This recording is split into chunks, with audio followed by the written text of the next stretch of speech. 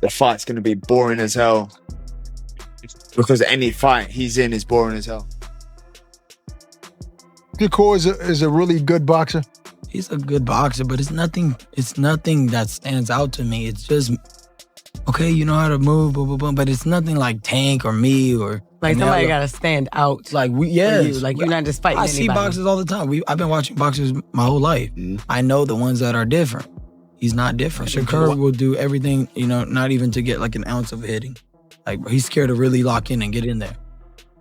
Devin's not. But Shakur, that guy will put anybody to sleep outside the ring, not inside the ring, because he's the most boring fighter in the history of boxing. And they say whatever they want, they can hype him up and all that stuff, but I really feel bad for him because there's no way they could put him on pay-per-view.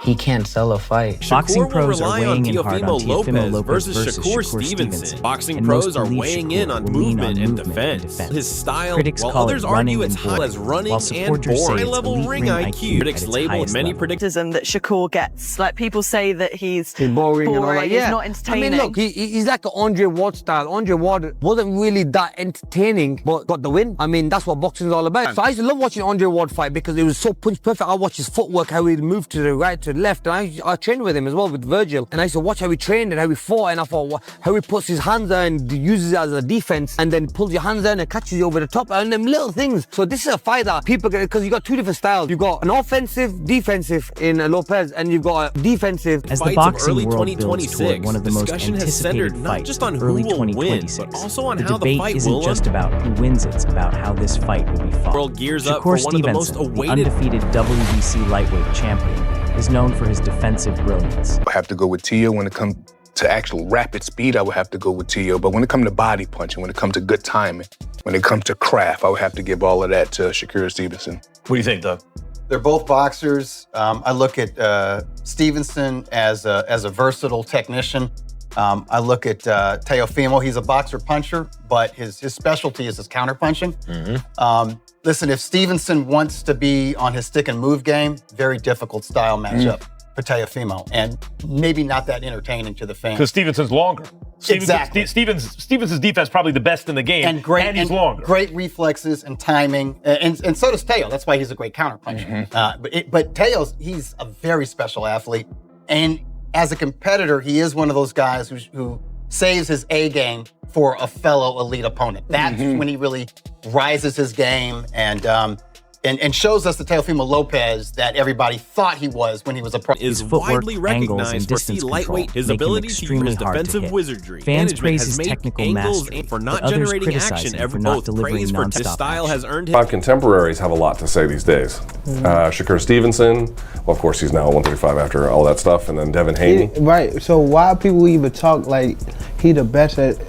He didn't even fight at 135 yet. Right. He didn't even have power at 126, 30, or none of that. He is good. Okay. How can you, all that's just okay.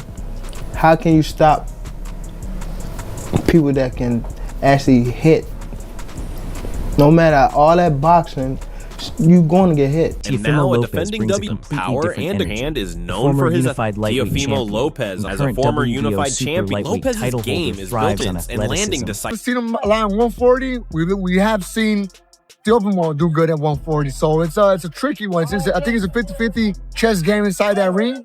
If you had to get somebody 51, the other guy 49, like the smallest edge. You're gonna put him in the spot, but only because I fought him before. I'll give him that 1% Shakur because I've fought him. I've never stepped in the ring with Teofimo. I've seen him fight, and I've seen him personally spar, and I've seen him. He's an amazing fighter, but I will only give him that one Shakur because relies heavily on movement. His style is about Stevenson's forcing approach of exchanges pressure and and landing combinations. fight-changing Lopez shots. believes his approach Against a mover disrupt like the southpaw's Stevenson. rhythm. Number one, in boxing, so to speak, he's coming for my crown at the, super lightweight division. And honestly, nevertheless, it's all about the fans. Who has a better resume between you two guys, do you think? Man, I'll tell you again, honestly, it doesn't matter until we hang up the gloves. I think that we still have such a long, depending how well we do with our health, We got a long career ahead of us, man. So this is just something for everybody for 2026. We started off with a bang. Using Lopez his believes jab and constant feints pressure and without sharp needing to combinations run can or disrupt retreat, the throw southpaw's Teo rhythm off balance and and limit his control the ability to pace. control Shakur can space. stay aggressive. Yeah, it sounds crazy. Shakur can actually walk to Teo. Yeah, he can walk to Teo. Yeah, long as he walk behind with the jab, long as he walk behind with feints, because feints throw off Teo. Jabs throw off Teo as well. He's a counterpuncher. Yeah, he's a counterpuncher. So if you can keep him off balance and keep him guessing, keeping that jab in his face, and you force him back, yeah, he moves his feet, but he makes a lot of mistakes. Gets himself out of position a lot of times. He's out of position a lot of the times, man. Brings those feet together at times. Oh, yeah. When he moves side to side, same thing. He responsibly defensively, nah. When he disengages, defense is whack. Trash. Yeah. When he resets, a lot of time he comes in the range, he's standing straight up. Come on, man. Shakur can take advantage of Teo not being that great on the inside. Teo? Nah, he can stand right in front of Teo. He could. Yeah. And see all them shots coming. For sure. You already know the punch selection that he gonna use. Punch selection gonna be he gonna try to use his jab at a rapid pace. Of course. He gonna try to out-jab Shakur. Of course. Flicking it out there, flicking his jab out there, man. Trying to get some sort of response. For flicking it out there, trying to just close the gap on Shakur. And he gonna throw the right hand downstairs. Yeah. That's what he gonna do. He gonna be looking for that right hand, then he gonna try to sneak him up top. Yeah. It's plain and simple. Sneak him up top. That's it. But if Shakur can stand his ground, if Shakur can evade and get right back in his space, right back in his face, man, evade and get right back in his face, right? When he's not set or ready to punch, when them feet are spread apart, Shakur can walk too. Tim Bradley instead offers of a different constantly moving perspective. around, gets He out of says position Shakur and doesn't need to resets run. poorly. Instead, he points can out stay that Teo aggressive often using the punches jab, and feints, allowing and Shakur to timing stand to his keep ground, Teofimo off leap, and balance prove and himself, dictate the pace. especially since he Bradley hasn't also scored a points big out that knockout in Lopez some time, sometimes ending that overcommits, decisive loses blow position, rather and than just resets poorly. outboxing him. Those Lopez moments, he insists says, he's allow training to put Shakur to Shakur stand his Stevenson ground. to Out of you and Shakur, I would consider you the more explosive, possibly the more speed concerning like to the target quicker. But I haven't seen you really get the type of knockouts that made the fans appeal to the whole package and the whole system of you. Are you training? You mean at 140 pounds At 140 compared to 135? Yeah. Yes, in comparison. Are you training for a knockout? Are you training to do something to not just beat Shakur, but to beat him in grand fashion? When I say grand fashion, I mean going for the knockout. Well, I think that the whole thing with is the Bible of boxing really is that if you look for the knockout, you won't get it. You know, I think really it's just all about setting the good pace early in the beginning rounds and then going from there, setting that tone. I think that I don't see him going those 12 rounds. This is his first time moving up to 140. A lot of these guys can say a lot of things about me not knocking them out or whatnot, but they don't come and try to fight me after they feel this power. So it's for a reason. It carries. It does carry. I mean, I had a good showing with Arnold Barboza. He was number one, my mandatory, and he was too hesitant trying to commit to punches. So I think that it's just something that's going to be a rude awakening for Shakur. Hey, Doug, you hear that? He said the Bible of boxing. What else is called the Bible of boxing? Ring Magazine. And he's a two-division, Ring Magazine champ. Great Not too many of them. ambassador for those championship belts as well. Yep, absolutely.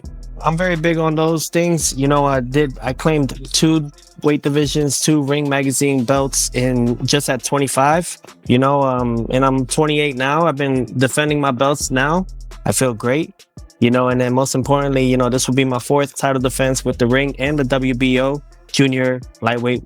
Well, junior welterweight world. With movement, but with confidence in his overall skill set. He believes he can expose flaws in Lopez's game. Lopez, however, is locked in on one goal, the knockout. He's openly talked about said he's training to put approaching this Shakur fight not Stevenson just to sleep. Locked in, and I'm focused on what I'm supposed to be doing. Nothing else matters around me. That 4-weight world champion, it means everything to me. That's me separating myself. A lot of these guys that they claim is the guys nowadays, none of them can say that they are a 4-weight world champion.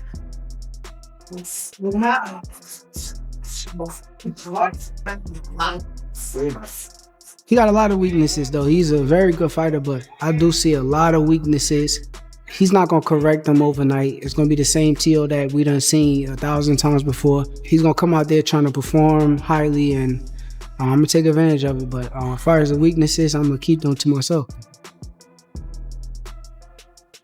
Especially after going several fights without a highlight finish. This time, he wants a statement.